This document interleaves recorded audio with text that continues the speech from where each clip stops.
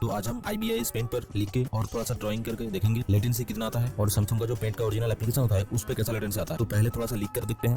अब यहाँ पर आप देख सकते हो पेन का पॉइंट कहाँ है और लिखा कहाँ से जा रहा है। मैं महसूस कर पा रहा हूँ इसमें बहुत ज्यादा लेटेंसी है। पेन का पॉइंट एक जगह पर है और ड्रॉ अलग जगह पर हो रहा है। यहाँ पर आप देख सकते हो मैं धीरे से उबड़ खबड़ एक लाइन खींच रहा हूँ, उस पर लेटेंसी कितना आता है। और अब यहाँ पर आप देख सकते हो अगर मैं तेजी से एक लाइन खींचता हूँ तो कैसा लगता है। आप खुद से देख सकते हो कहाँ पर पेन का पॉइंट है और कहाँ पर ड्रॉ हो रहा है। तो एक बार में मैं बता सकता हूँ कि इस पे लेटेंसी बहुत ज्यादा होता है। आप थोड़ा सा देखते हैं जो इसका इनबिल्ट एप्लीकेशन है ड्राइंग के लिए या फिर नोट करने के लिए, उस पे लेटेंसी कितना आता है। मैं धीरे से ड्रॉ कर रहा हूँ, इसको कोई लेटेंसी नहीं है। आप यहाँ पर देख सकते हो एकदम पॉइंट टू पॉइंट ड्रॉ हो रहा है। आपको लगेगा शायद पेन से ही सच में ड्रॉ कर रहे हो। इस पे लेटेंसी एकदम ना के बराबर है। आप महसूस नहीं कर सकते इस पे लेटेंसी है या नहीं। आप यहाँ पर देख सकते हो मैं इसको तेजी से ड्रॉ कर रहा हूँ तभी लेटेंसी में कोई दिक्कत नहीं आ रहा है। आप खुद से देख सकते हो। तो ओवरऑल एक्सपीरियंस जो है अगर आपको मैं बताऊँ तो IBIS पेन पर लेटेंसी बहुत ज्यादा होता है। आपको लिखने में या फिर ड्राइंग करने में बहुत ज्यादा दिक्कत आने वाला है। और जो सैमसंग का इनबिल्ट एप्लीकेशन है उस पर आप बहुत ही आसानी से काम कर सकते हो। कोई लेटेंसी आपको नहीं मिलेगा। लिखना या फिर ड्राइंग करना किसी में भी दिक्कत नहीं आएगा। बहुत ही अच्छे से आप काम कर सकते हो।